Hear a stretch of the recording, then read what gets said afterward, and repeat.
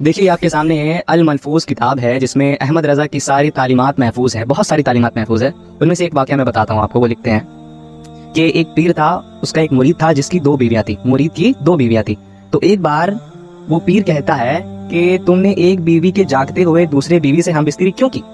تو اس کا مرید کہتا ہے کہ ارے وہ تو سو رہی تھی۔ تو پیر کہتا ہے نہیں، وہ نہیں سو رہی تھی، وہ سونے کا ناٹک کر رہی تھی۔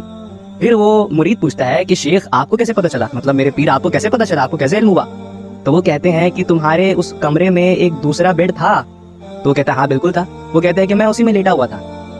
یہ دیکھیے ان کی بے شرمی۔ اور اس پیر کے بارے میں کیا کہتے ہیں؟ اس پیر کا نام لیتے ہوئے کہتے ہیں رضی اللہ عنہ، مطلب اللہ اس انسان سے راضی ہے جو ایک انسان جو اپنی بیوی کے ساتھ ہے رات میں اور وہ بیٹھ کے بیڈ میں دیکھ رہا ہے کہ کیا کر رہا ہے کیا نہیں کر رہا ہے۔ ٹھیک ہے، اب ہم لوگ دیکھتے ہیں نبی کی تعلیمات۔ ٹھیک ہے، دیکھ لیجیے یہ کن راستوں پر ہیں۔ نبی کا نعرہ لگاتے ہیں لیکن یہ اپنے راستوں پر ہے، یہ نبی کے راستے پہ نہیں ہے۔ ایک حدیث ہے، نبی کریم قبر پر بیٹھے ہوئے تھے، انہوں نے کہا کہ میں نے دیکھا آپ صلی اللہ علیہ وسلم کی آنکھیں آنسو سے بھری آئیں۔ نبی کریم نے پوچھا کیا تم میں کوئی ایسا شخص ہے، دھیان دیجیے گا، کیا تم میں کوئی ایسا شخص ہے جو آج کی رات عورت کے پاس نہ گیا ہو؟ اس پر ابو طلحہ نے کہا کہ میں ہوں۔ رسول اللہ صلی اللہ علیہ وسلم نے فرمایا کہ پھر قبر میں تم اترو۔ چنانچہ وہ ان کی قبر میں اترے۔ نبی نے تو یہاں نہیں کہا کہ میں تو دیکھ رہا تھا طلحہ تم اپنی بیوی کے ساتھ آج نہیں گئے رات کو، تو آج آ جاؤ قبر میں اتر جاؤ۔ نبی نے پوچھا۔ یہ ہے صحیح تعلیمات، ہمارے نبی کی تعلیمات، اور وہ ہے آپ کے بزرگوں کی تعلیمات، احمد رضا کی تعلیمات، جسے وہ رضی اللہ عنہ کہتا ہے۔ ایسی باتیں ہم جب بیان کرتے ہیں لوگوں کو سامنے، کھلی طور پہ احمد رضا نے تحریف کی۔ ایسے لوگوں کو رحمۃ اللہ علیہ کہتا ہے جو اللہ کو اپنا شوہر مانتے ہیں۔ ٹھیک ہے، تو یہ چیزیں آنے کے باوجود لوگ حق کو قبول نہیں کرتے ہیں، اس کو غلط نہیں بولتے ہیں، الٹا ہم سے جھگڑنے لگتے ہیں۔ اللہ آپ کو موقع دے رہا ہے میرے بھائی، اس موقع کو قبول کریے۔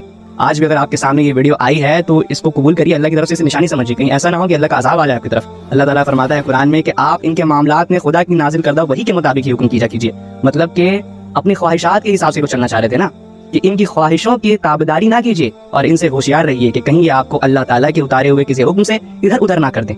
ادھر ادھر کون کرتا ہے؟ وہی پیری مریدی والا۔ اگر یہ لوگ منہ پھیر لیں تو یقین کریں کہ اللہ کا ارادہ یہ ہے کہ انہیں ان کے بعض گناہوں کی سزا ہی دے ڈالے، اور اگر لوگ نافرمان ہی ہوتے ہیں، اکثر لوگ نافرمان ہی ہوتے ہیں۔